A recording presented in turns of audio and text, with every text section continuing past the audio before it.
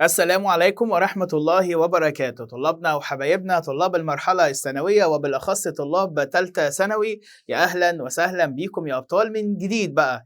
النهاردة إن شاء الله طالعين بالفيديو ده علشان نستعرض مع بعضينا بداية الوحدة التانية بتاعتنا، واللي فيها خدنا إيه؟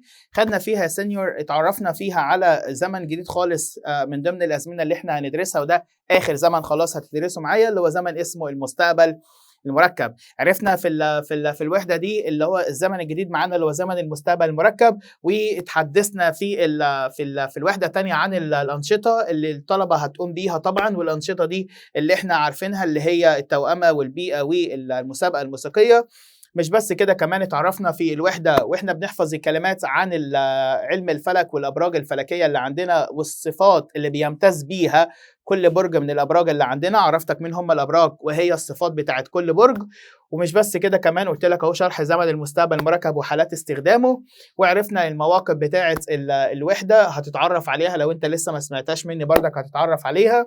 بلس كده كمان هناخد دلوقتي التدريبات على زمن المستقبل المركب، وده اللي احنا هنحله دلوقتي مع بعض. اخر حاجه خالص هتشوفها في الفيديو الجاي ان شاء الله، اللي هي الامتحانات على الوحده الثانيه مع مع اللي هي المواقف. الحصه الجايه ان شاء الله هنحل مع بعضينا المواقف، وهنحل مع بعضينا الامتحانات على الوحده الثانيه. النهارده في الفيديو اللي انت بتسمعه مني النهارده هتتعرف على ايه؟ هتتعرف على الموضوع بتاع الوحده الثانيه اللي انا قلته لك من فوق اهو، قلته لك في الشرح، النهارده هنطبق عليه. بلس كده كمان هنطبق على الزمن المستقبل زمن المستقبل المركب مع بعض. طيب فتعالوا كده يلا مع بعضينا قبل اي حاجه نصلي على النبي كده. بعد كده نبدا بقى نبدا نشوف الاسئله بتاعتنا كانت عباره عن ايه. ورقه وقلم وخليها قدامك عشان لو احتجت انك تكتب حاجه تكتب تاني. يلا بصوا معايا. القطعة بيقول لك فيها كيارا كيادة اي راجاتسي، يعني كيارا طلبت من الطلاب دي تشيلير ان هم يختاروا ان هم يختاروا ما بين مشروع الايكولوجية البيئة، ارت الفن، جيميلاجو او موسيقى مشروع التوأمة، او مشروع او مشروع الموسيقى. طيب Dino è il più entusiasta per il concorso musicale، يعني دينو الأكثر حماسة للمسابقة الموسيقية. E vuole formare un gruppo، وبيريد إن هو يكون جروب موسيقي. E secondo lui، وبالنسبة له هو quando il concorso sarà finito، لما المسابقة هتنتهي saranno tutti delle stelle، سيصبحون جميعا من النجوم. Secondo Dino، بالنسبة لدينو c'è speranza، يعني بيوجد أمل. perché لأن أليسيا suona la batteria، لأن أليسيا بتعزف على آلة الدرامز. جوليا suona la chitarra، جوليا بتعزف على آلة الجيتار. وكيارا sa leggere le note، وكيارا بتعرف تقرأ النوتة الموسيقية. e può suonare anche il basso، وبتعرف أيضا اللي هي تعزف على آلة البيس اللي هي الباسو. اللي مش عارف البيس ده ايه هو، والفيولين والكيتارا والباتريا، يكتب نفس الكلمه كده على جوجل وهيطلع له هيطلع له صور للالات دي كلها لو انت مش عارف يعني ايه آلة البيس. لكن جوليا، لكن بالنسبه لجوليا لاكوزا بيو ديفيتشل، الشيء الصعب جدا ان هم كانتاري بين ان هم يغنوا كويس. بوترانو وسوف يستطيعون ان هم فينشر ان هم يفوزوا لو ايه بقى؟ لو الكانتانت برافو، لو المغني كان شاطر.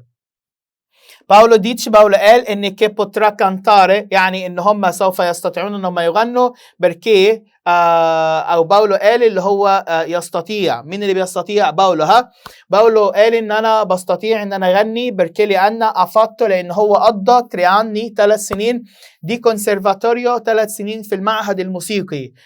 لكن لوي نون اي كونفينتو، لكن هو مش مقتنع.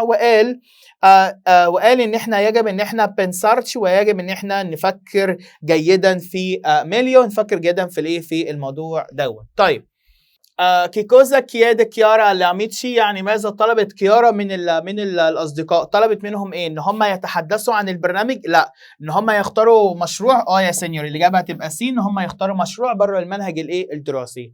السؤال الثاني بيقول لك انسترومنتوس وانا جوليا، ايه هي الاله اللي هتعزفها جوليا؟ جوليا طبعا هتعزف على آلة الجيتار. اللي بعده كيدي لورو، مين منهم هم؟ بنسا الكونكورسو كومبيو انتوزيازمو، مين اللي كان بيفكر باكثر حماسه؟ الشخصيه اللي اسمها دينو. اللي بعده طب مين بقى على العكس؟ مين اللي كان مش مقتنع شويه؟ مين اللي هو اقل شويه؟ فهرد هقول له مين؟ هقول له باولو. ان هو في نهايه القطعه قال لك لوي نوني كونفينتو، هو ما كانش مقتنع. ترا كوانتي بروجيتي يعني عن كم عدد المشاريع اللي الطلاب ديفونو تشالير هيتكلموا عن كم مشروع؟ اكتر من 3 اكتر من 3 مشاريع. فالاجابه هتبقى بي على طول. طيب تعالوا يلا بعد كده على زمن المستقبل المركب. لو تفتكروا معايا على الزمن ده حاجه سريعه قلت لكم في عندك 4 كلمات داله على زمن المستقبل المركب: دوبوكي وابينا ونون ابينا وكواندو. ال4 كلمات دول بص كده اهو، اول ما تلاقي حاجه من ال4 اهو بص قدامكم اهي. خليني اعملها لك كده عشان اكتب لك القاعده بتاعتك كانت بتقول ان انا في عندي 4 كلمات داله على زمن المستقبل المركب، منهم واحده اسمها دوبوكي، هكتب لك واحده تانية اسمها ابينا. القاعده بتاعتي بتقول لما الاقي كلمه واحده من ال4 دول في الجمله بتاعتك بيجي بعدها فعلين، بيجي بعدها اول وبيجي بعدها تاني، فعل اول وفعل تاني. لما تلاقي كلمه من ال4 في الجمله اقف واسال نفسك سؤال: هو جاب ده وعايز ده ولا جاب التاني وعايز الاولاني؟ جاب جاب المستقبل المركب، جاب الفعل اللي هو هنصرفه في المستقبل المركب وعايز الفعل اللي هنصرفه في المستقبل البسيط، ولا جاب العكس؟ لان هو بيعمل يا شباب؟ بيجيب اسمع كده، بيجيب يا سينيور؟ بص، بيجيب اداة الربط ويجيب لك المستقبل المركب ويسألك على المستقبل البسيط، يا إما يجيب لك المستقبل البسيط وأداة الربط ويسألك على المستقبل المركب، يا إما يجيب لك الفعلين دول ويسألك على أداة الربط بتاعتك. فبناء على كده بقولها لك، عندك أدوات الربط، أنا أدوات الربط أهو، أنا دوبوكي وأبينا ونابينا وكواندو، أنا الكلمات الدالة على المستقبل المركب. بيجي بعد فعلين، الأول مركب والتاني بسيط، يجيب لك الأولاني مركب والتاني بسيط. اللي بيجي بعديه على طول، اللي بيجي بعد الكلمات دي، الفعل بتاعك هتصرفه في المستقبل المركب في نفس الزمن بتاع الكلمات. الفعل اللي هيلحم في الكلمات دي، الفعل ده هتصرفه في نفس زمن الكلمات. فبما ان انا مستقبل مركب يبقى الفعل اللي جنبي هصرفه في نفس الزمن بتاعي، وبعده على طول في اخر الجمله هيبقى مستقبل مستقبل بسيط. الكلام ده لو انا جيت في الاول. طب لو انا جيت في وسط الجمله كده قدامك، يبقى ده معناه هيجي قبلي مستقبل بسيط وبعدي مستقبل مركب. دايما اللي بيبقى جنبي اللي جنبي هنا اهو، دايما يبقى جنبي مستقبل مستقبل مركب على طول. طيب تعالوا مع بعضينا بقى. جمله رقم 1 بيقول لك دوبوكي اهو، جاب اداه الربط، حلو كده تمام، وجاب السؤال بقى، هو جاب ده يا سني، جاب اداه الربط، جاب المركب وعايز البسيط ولا عكس؟ بص كده، فين الكوما اهي، بما ان النوع بتاعتي قبل الكوما يبقى ده معناه لو عايز مستقبل مركب. بما ان الفعل بتاعي بيسالني فيه على الكلمات الداله يبقى انا عايز مستقبل مركب. ابو كلمتين، ابو كلمتين، يبقى هستبعد ده وهستبعد ده. حل ينحصر يا ده يا ده. افرا فاتو وده افاتو، ده ماضي لكن ده مستقبل مركب، يبقى اختار ده على طول. شفت انا حليت ازاي؟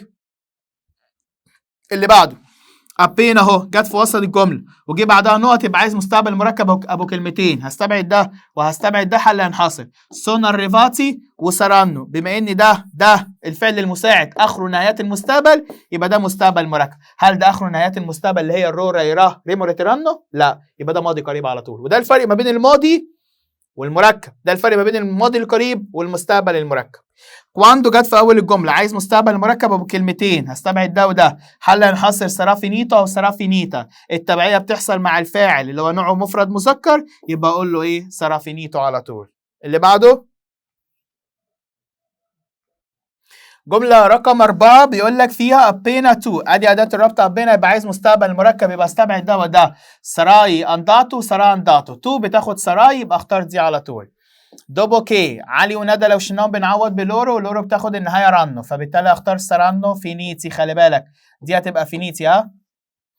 نون ابينا جاب لك المستقبل المركب اهو وعايز المستقبل البسيط ابو كلمه واحده، هستبعد ده واستبعد ده. حل ينحصر يا اندرو يا اندرا، مين اللي هيذهب، انا ولا هو؟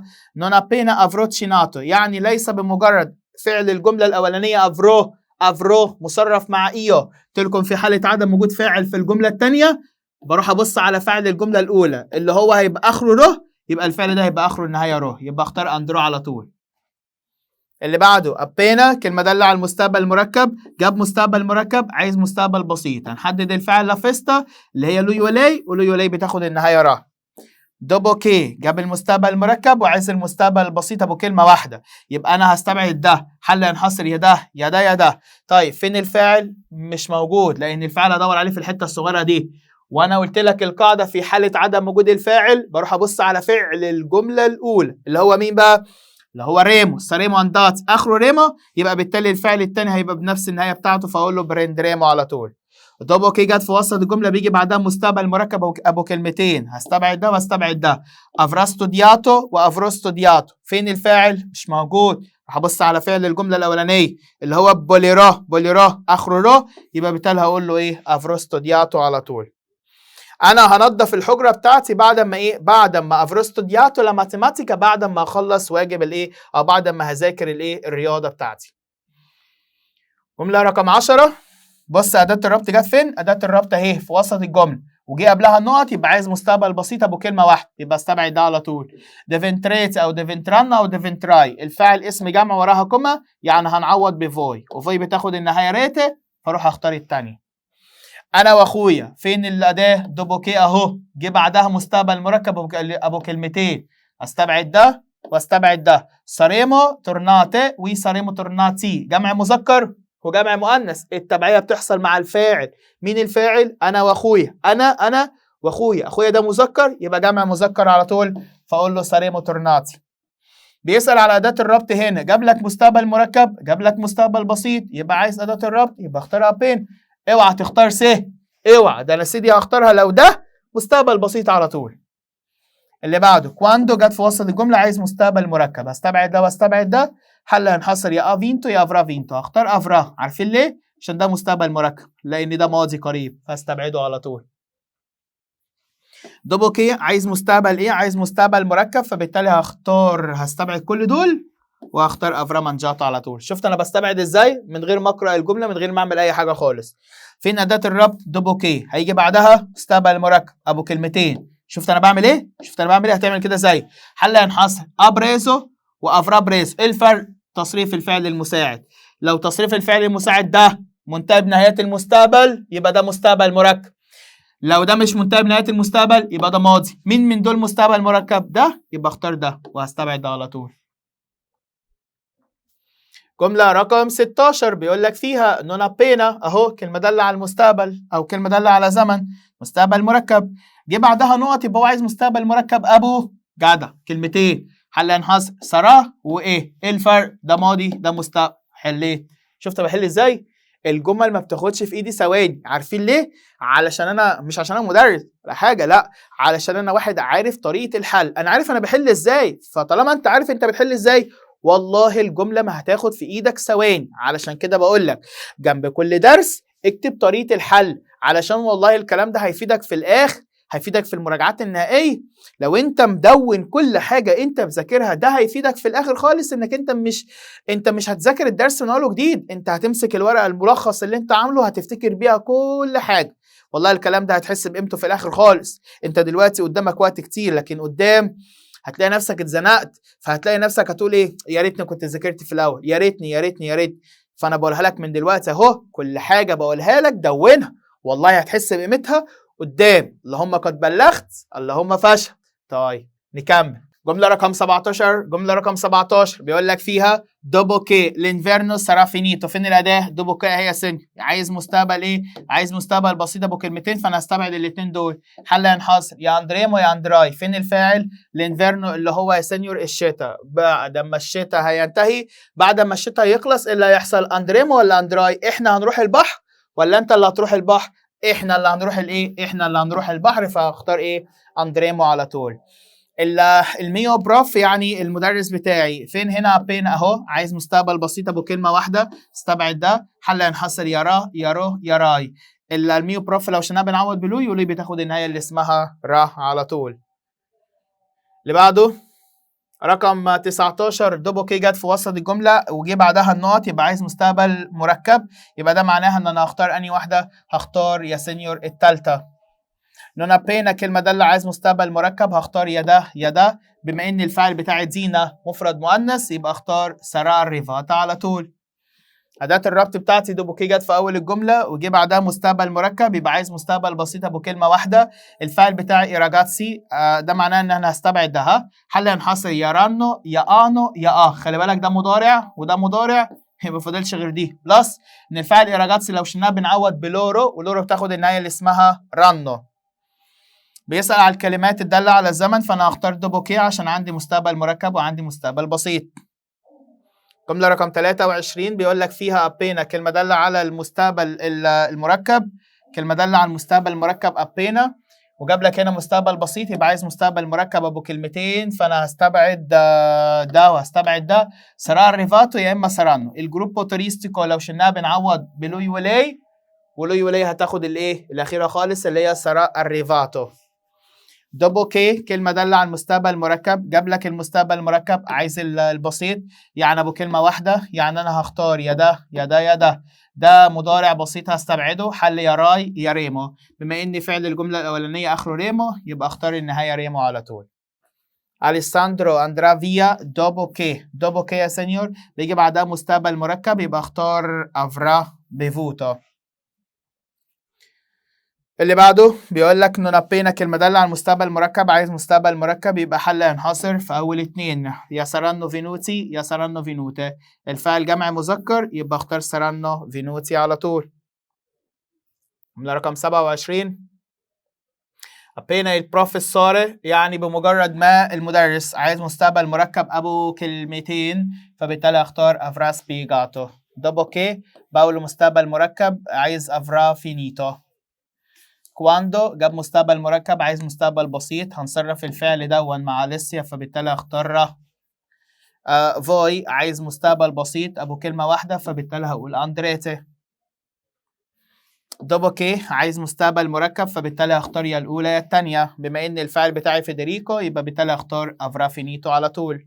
ابينا جه بعدها النقط، عايز مستقبل مركب، فبالتالي هختار الثالثه، لان دول ده يا سينيور في المصدر هستبعده، وده يا سينيور مصرف مع ايو اصلا في زمن المستقبل بسيط، وده مستقبل ايه بسيط. اللي بعده جملة رقم 33 بيقول لك فيها أشريمو انسيامي دوبوكي. ها فين هنا أداة الربط بتاعتي؟ أداة الربط بتاعتي اسمها إيه؟ اسمها دوبوكي. بيجي بعدها مستقبل مركب، فبالتالي أختار الثانية على طول اللي هي اسمها أفريمو بريزو. اللي بعده جملة رقم 34 أدي كواندو، جات لي يا سينيور أداة الربط بتاعتي في وسط الجملة، عايز مستقبل مركب بعدها، فبالتالي هختار الأولى. 35 نون بينا عايز مستقبل مركب بعدها، يبقى انا هستبعد ده وده، هنحصر سرار ريفاتو وسرانو اريفاتي. الفعل الجمله الثانيه بتاعي كومنشرو اخره النهايه رو، يبقى اروح اختار سرار ريفاتي. ليه؟ عشان ما فيش هنا عندي فاعل، ما عنديش فاعل في الجمله الاولى بتاعتي. رقم 36 كواندو عايز مستقبل مركب، يبقى بالتالي هختار انهي واحده؟ هختار يا ده يا ده يا ده، بما ان الفاعل بتاعي باولو اللي هو لوي ولاي، فبالتالي هختار اخر واحد افرا كومبليتاتو. يعني باولو افرا بريميو، يعني باولو سيحصل على الجائزه عندما افرا كومبليتاتو لما يخلص السوا بروجيتو المشروع بتاعه. اوجي بوماريجو دوبوكي عايز مستقبل مركب ابو كلمتين، فهختار افراليتو على طول. جملة رقم 38 بيقول لك دوبوكي عايز مستقبل مركب، يبقى انا حل هينحصر يا الاولى يا الثالثه يا الرابعه، بما ان الفاعل بتاعي فيدريكو فبالتالي هختار الثالثه على طول اللي هي افرادي تشيزو.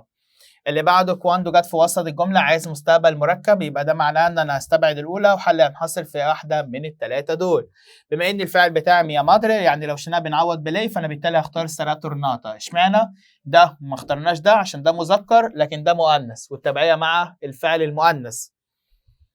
دوبوكي عايز مستقبل مركب، هنحدد الفعل ميا اميكي، لو شلناه بنعوض بلورو، فبالتالي هختار سرانو اريفاتي دي، ولا دي يا سينيور؟ هختار دي. ليه؟ عشان دي جمع مؤنث لكن دي جمع مذكر. كواندو جه بعدها مستقبل مركب، عايز مستقبل بسيط، الفاعل بتاع الجمله الثانيه مش موجود، فاروح ابص على فعل الجمله الاولى اللي هو اخره راي، فاروح اختار ستراي اللي هو نفس النهايه. كواندو افراي دورميتو امبو، لو انت نمت شويه صغيرين، ستراي ماليو يعني انت هتبقى احسن شويه. ابينا بمجرد ان عايز مستقبل مركب، يبقى انا هختار يا سينيور سرافينيتو. دوبوكي عايز مستقبل ايه؟ عايز مستقبل مركب، بيقول لك دوبوكي نقط ليكاندلين بريزنتريمو عايز مستقبل مركب، يبقى انا هستبعد مين؟ هستبعد ابيامو سبنتو وهستبعد سبينيريمو، حل ينحصر يا افريمو سبنتو يا اما سيامو، ده ماضي هستبعده، يبقى اختار ايه؟ افريمو سبنتو على طول. جملة رقم 44 بيقول لك فيها كواندو لا جارا فينالي. ادي أداة الربط بتاعتي اللي هي اسمها ايه؟ اللي هي اسمها كواندو. دي أداة ربط، عايز مستقبل مركب، هستبعد ده وهستبعد ده، حل انحصر سرا فينيتا يا إما سرا فينيتو. تبعية مع اسره ومع الفاعل اللي هو مؤنث، عشان لا يبقى بالتالي اختار التالتة اللي هي اسمها سرا فينيتا على طول. توتا لا فاميليا، أداة الربط بتاعتي كواندو، عايز مستقبل بسيط، يبقى بالتالي هستبعد ده. توتا لا فاميليا لو شلناها بنعوض بلاي، فبالتالي هختار الأولانية على طول. أبينا كلمة دالة على المستقبل المركب، عايز مستقبل مركب. ميا مادري دي لو شلناها بنعوض بلاي، فبالتالي هختار التالتة اللي اسمها أفرا فينيتو. كواندو أداة ربط، عايز مستقبل مركب، هستبعد الأخيرة خالص. حل ينحصر يا أفرا يا أفراي يا أفرو. فين الفاعل؟ الفاعل بتاعي مش موجود، في حالة عدم وجود اروح ابص على فعل الجملة الثانية اللي هو برانزرو، اخره رو، يبقى بالتالي هختار الفعل اللي اخره او، فاقول له افرو فينيتو، يعني بمجرد ما انا اللي هخلص عملي انا ساتغدى مع العيلة بتاعتي. دوبوكي بعد ان، عايز مستقبل بسيط، وده مستقبل بسيط وده مستقبل بسيط، لكن ده مضارع هستبعده على طول. فعل الجملة الأولانية اخره ريمو، يبقى اختار الفعل الثاني بنفس النهاية بتاعته اللي هو جواردريمو. جملة رقم 49 بيقول لك فيها دوبو كيف وسط الجملة. يبقى عايز مستقبل مركب أبو كلمتين، يبقى أنا هستبعد ده وده، حل ينحصر يا أفريمو يا أفرافينتو. هختار أفرافينتو عشان الفعل بتاعي نوسترو بادري لو شلناها بنعوض بلوي، ولوي بتاخد النهاية اللي هي اسمها را. جملة رقم 50 بيقول لك كواندو لي راجاتسي، يعني الطلاب اللي مالهم بقى. عايز مستقبل مركب، هختار يا الأولى يا الثانية يا الثالثة، هستبعد الأخيرة خالص. هختار اني واحده من الثلاثه دول يا سينيور حسب الفاعل. الفاعل بتاع الراجاتس لو شلناه بنعوض بلورو، ولورو بتاخد يا الاولى يا الثانيه. ايه الفرق؟ دي مؤنث وده مذكر، بما ان الفاعل مؤنث يبقى اختار الايه؟ الاولى على طول. جمله رقم 51 كواندو عايز مستقبل مركب ابو كلمتين وكلهم بكلمتين بالصلاه على النبي كده. لاباند بقى هنختار واحده منهم على حسب الفعل. لاباند لو شلناها بنعوض بلاي، ولاي بتاخد النهايه راح، فهختار يا ده يا ده، استبعد الاخر دول. يلا اختار اني واحده حسب بقى الفاعل بتاعي مؤنث، يبقى اختار التبعيه المؤنث، فاختار الايه؟ الثانيه على طول. جمله رقم 52 بروفيسوري، صيغه احترام وراها الكوما، يبقى نعوض بلاي، وليه بتاخد النهايه راه. فين النهايه راه؟ اهي. طب ليه انت خدت البسيط اصلا؟ عشان النقط قبل اداه الربط بتاعتي. appena ادي اداه الربط بتاعتي. نوران افرا incontrato جنة نقط انسيامه، عايز مستقبل بسيط وكلهم مستقبل بسيط اللي هم الا فا، ده مضارع فهستبعده. طيب بمجرد ما نوران هتقابل جنة، ايه اللي هيحصل؟ انسيامه مع بعض اليتشينما، هم اللي هيروحوا مع بعض، هم اللي هيروحوا، فالفاعل بتاع جنة ونوران الاتنين مع بعض، واللي عرفني كلمه انسيام اللي بمعنى معا. مين اللي هيروح مع بعض؟ نوران وجنة، فالفاعل جمع اهو اسمين، يعني لورو، ولورو بتاخد النهايه اللي اسمها رانو. جمل التكات دي تخلي بالك منها عشان دي دايما بتيجي في الامتحان، او لو جات لك عامه عشان ما تتخضش من الجمله دي. علم عليها عشان لو جات لك في الامتحان تبقى مرت عليك قبل كده، فانت تراجع عليها مراجعه سريعه مره ثانيه. دوبو كي يا سينيور اداه الربط بيجي بعدها مركب وقبلها بسيط، هنا عايز البسيط، فبالتالي هختار واحده من الاختيارات وكلهم بسيط اصلا. هروح ابص على فعل الجمله الثانيه اخره ريمو، فهختار الايه؟ الفعل الاخير اللي هو اسمه ديفنتريمو. أبينا بمجرد أن، هنا يا سينيور الفاعل دينو جاب لي مركب عايز بسيط، هختار أني واحد على حسب. هنا بيقول لي الفاعل بتاعي دينو، يعني هختار را، فبالتالي هختار الثالثة اللي هي استرا. يا دينو بمجرد ما تملك شوية أنت هتبقى أحسن بقى. كواندو جاب لك أداة الربط، جاب لك المركب، عايز البسيط أبو كلمة واحدة بس. أفريمو يا سينيور الفعل ده آخره ريمو، يبقى اختار أندريمو إيه؟ أندريمو على طول. appena il nostro gruppo ادي اداه الربط appena، عايز مستقبل المركب ابو كلمتين، هستبعد الاخيره دي خالص. هختار انهي واحده من دول بقى؟ هختار يا سينيور حسب الفعل. il nostro gruppo لو شلناها بنعوض بلوي، وليه بتاخد النهايه اللي اسمها را، فاروح اختار افرافينتو. اللي بعده عايز اداه الربط بتاعتي اللي هي هتبقى اسمها دوبوكي. اللي بعده أداة الربط أبينا، يبقى عايز مستقبل مركب على طول اللي هو أنهي واحد؟ اللي هو هيبقى يا إما سرا تورناتو يا إما سرا تورناتا، هستبعد الأولى والأخيرة. كارلا يا سينيور ده الفاعل مفرد مؤنث، فبالتالي هختار التبعية المفرد المؤنث. نيجي للمتميزين. يا متميزين، ها يا متميزين، يلا. دوبوكي يا سينيور أداة الربط بتاعتي بيجي بعدها مستقبل إيه؟ بيجي بعدها مستقبل مركب، يبقى انا هختار انهي واحده من دول بقى؟ هختار يا سينيور حاجه من دول. طيب هنحدد الفاعل، فين الفاعل بتاعي؟ مش موجود. في حاله عدم وجوده اروح ابص على فعل الجمله الثانيه اللي هو اندريمو، اخره ريمو، يبقى اختار النهايه بتاعتي اللي هي اسمها افريمو فينيتو. كواندو عايز فعل مسرع في المستقبل بسيط، هختار واحده منهم على حسب. فعل الجمله الثانيه بتاعي رو، ورو يعني ده معناه ان انا اختار الفعل اللي هو اخره النهايه رو، فاقول كياميرو. تي كياميرو، انا سوف اتصل بك انت لما انا هاخد قرار كوزا فاري ماذا افعل. هتصل بيك لما اخد قرار على طول. مين اللي هيتصل؟ انا اللي هتصل بمين؟ بيك انت، ده ضمير هتاخدوه في الوحده الثالثه. ابينا عايز مستقبل ايه؟ عايز مستقبل مركب ابو كلمتين، فبالتالي هستبعد ده لان ده ماضي اصلا. حلو كده. فعل الجمله الثانيه بتاعي اخره رو، يبقى فعل الجمله الاولانيه هيكون بنفس النهايه، فاقول له افرو بارلاتو. جمله رقم 4 بيقول لك فيها نون ابينا عايز مستقبل ايه؟ عايز مستقبل يا سينيور، عايز مستقبل مركب ابو كلمتين، فبالتالي هختار انهي واحد؟ هختار حسب الايه؟ حسب الفاعل. الفاعل بتاعي مارتينا لان ده فاعل الجمله الثانيه، هيكون هو نفسه فاعل الجمله الاولى، فبالتالي هختار انهي واحده بقى؟ هختار يا سينيور سارا تورناتا على طول. لما اخترتش افرا تورناتا عشان اسم المفعول تورناتا من الافعال اللي بتاخد اسر، ما ينفعش تاخد افيري. سونو ان ريتاردو انا متاخر. كواندو اريفيرو لما هوصل. لا ليزيوني سيكورامنتي الدرس بالطبع هيكون ايه بقى؟ هيكون سراجا كومنشاتاس، هيكون بالطبع ايه؟ ابتدى. مين اللي ابتدى؟ الدرس.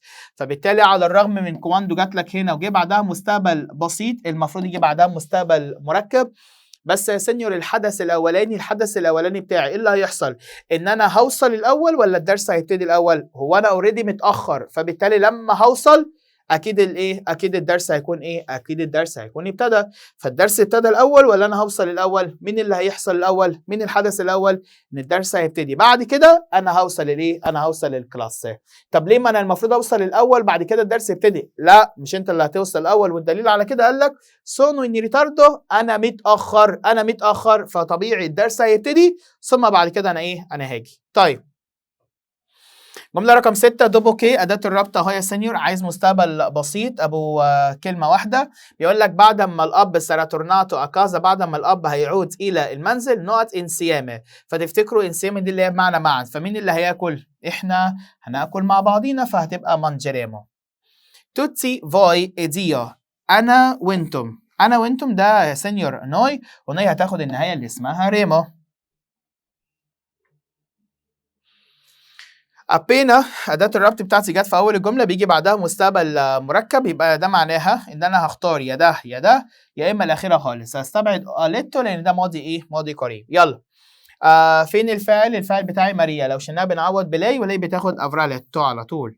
جملة رقم 9 بيقول لك ألي اسم يا سينيور مفرد ورقمة كواندو، تمام كده. بيقول لك نوت أكازا، الريفراي ولا الريفرا ولا السرايا الريفاتا ولا الريفيرو؟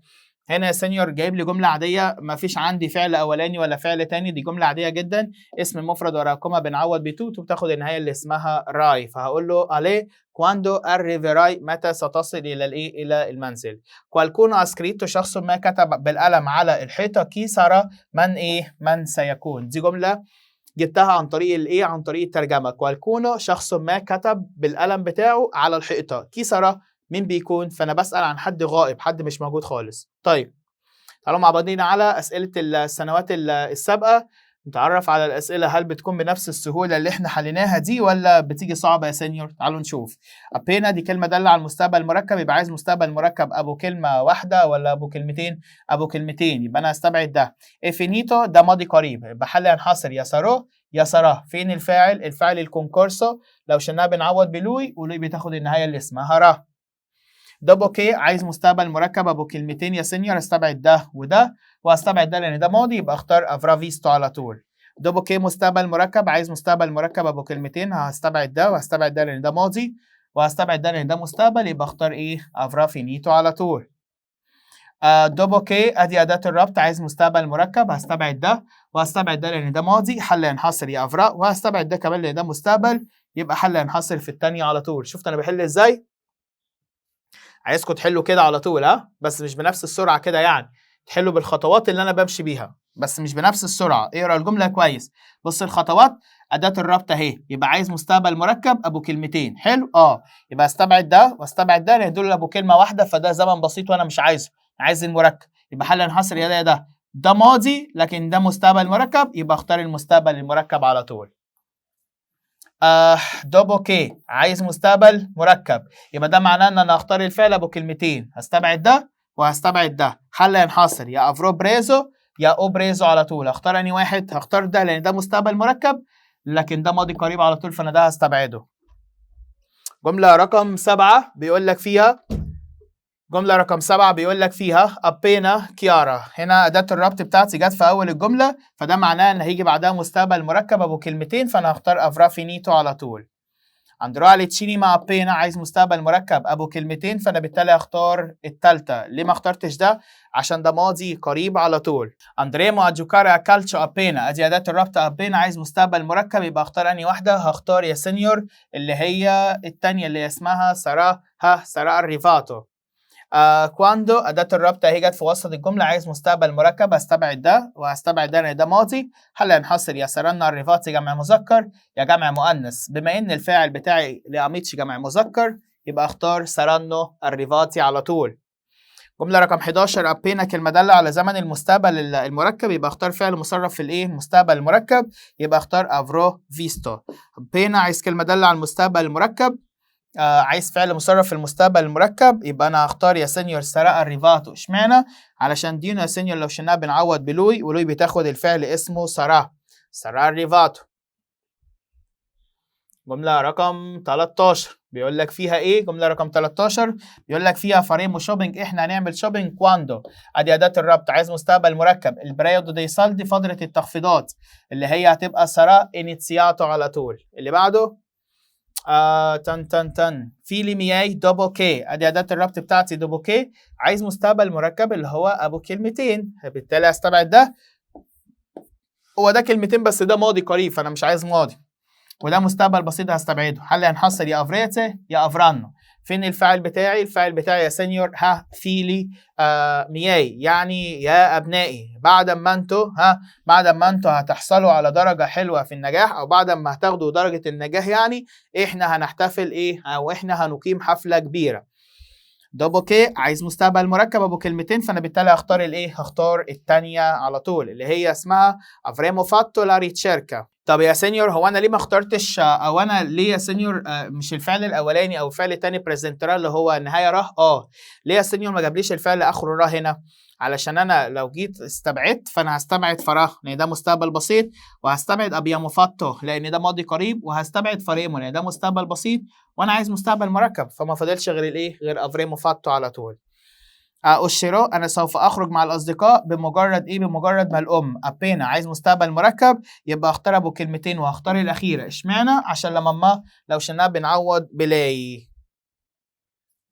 اخر جمله معانا بيقول لك فيها دوبوكي بعد ما النوسترو بروفيسوري، بعد ما المدرس بتاعنا نقط اليتسيوني اندريمو ان بيبليوتيكا. ادي دوبوكي عايز مستقبل مركب ابو كلمتين، يبقى انا هستبعد الاخيره دي وهستبعد الاولى لان ده ماضي قريب.